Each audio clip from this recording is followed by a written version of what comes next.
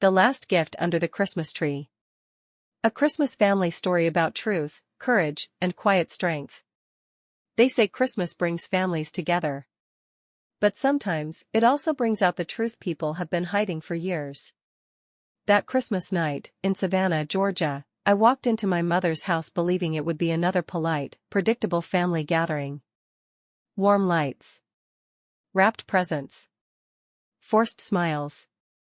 I had no idea that by the end of the evening, one sentence, one folder hidden under the Christmas tree, would quietly change everything. This isn't a story about yelling or revenge. It's about the moment you realize who you are in your family. And decide whether you'll keep shrinking, or finally stand still and let the truth speak for itself. My name is Lauren Miller. I'm 39 years old, married, and the mother of an 8-year-old daughter named Clara. That year, we were invited to spend Christmas Eve at my mother's home, a beautiful old house near the river in Savannah, Georgia. The kind of house that looks like it's been holding secrets longer than any of us have been alive. My mother, Margaret Hale, had decorated it beautifully. Garlands on the staircase. Candles on every windowsill. Soft jazz Christmas music playing in the background. My stepfather Thomas sat by the fireplace with a glass of bourbon. My stepsister Emily, her husband, and their son Ethan were already there, laughing loudly near the tree. My husband Daniel helped in the kitchen. And Clara stayed close to me, quietly absorbing everything the way observant children do. On the surface, it looked like a perfect Christmas. But I felt something tight in my chest, the feeling you get when a room is warm, yet something inside you knows a storm is coming. Later that evening, Thomas stood up with his glass.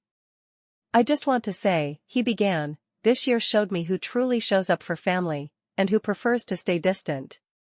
His eyes briefly met mine. Some people help only when it's convenient, he continued. But family means sacrifice. The room went quiet. Then he smiled and said, but tonight is Christmas. And there's one last gift. He reached under the tree and pulled out a thin, gold-wrapped box.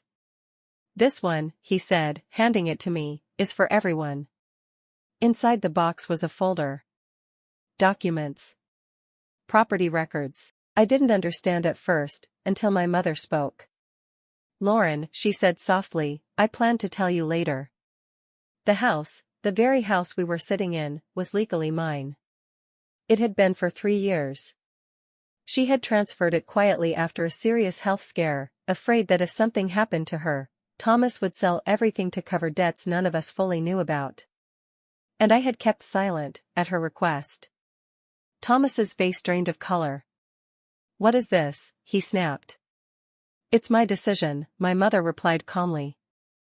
Then Emily stood up. I think it's time everyone hears the rest, she said.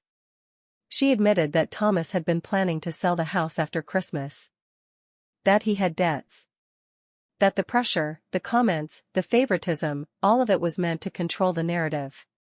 And then she said something that made the room fall completely silent. Lauren has been helping Mom pay the bills for years. Quietly. No praise. No recognition. No one looked at me. And for the first time, I didn't feel invisible. Thomas grabbed his coat and left without another word. The door closed behind him. And for the first time that night, the house felt peaceful. Later, Clara climbed onto my lap.